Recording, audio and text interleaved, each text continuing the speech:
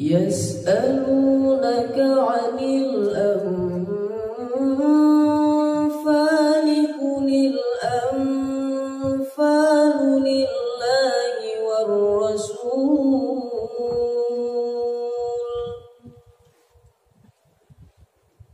فاتقوا الله وأصلحوا ذات بينكم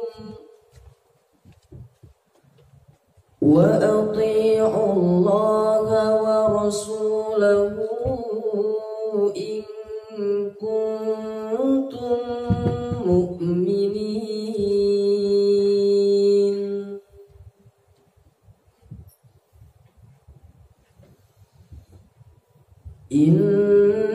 إنما المؤمنون الذين إذا ذكر الله وجلت قلوبهم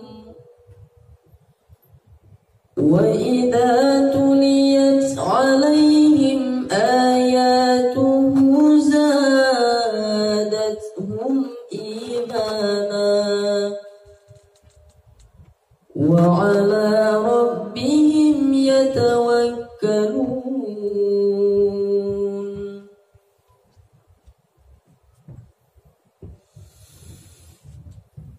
الذين يقيمون الصلاة ومما رزقناهم ينفقون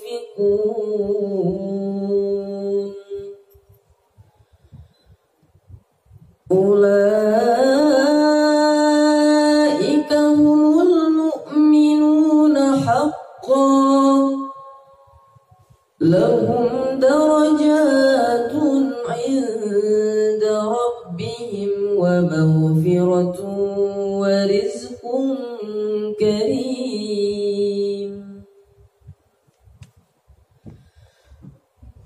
كما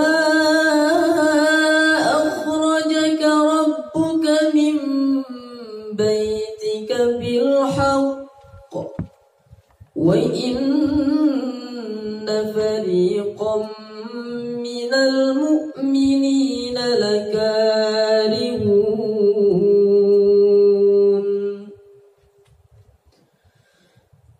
يجادلونك في الحق بعدما تبين كأنما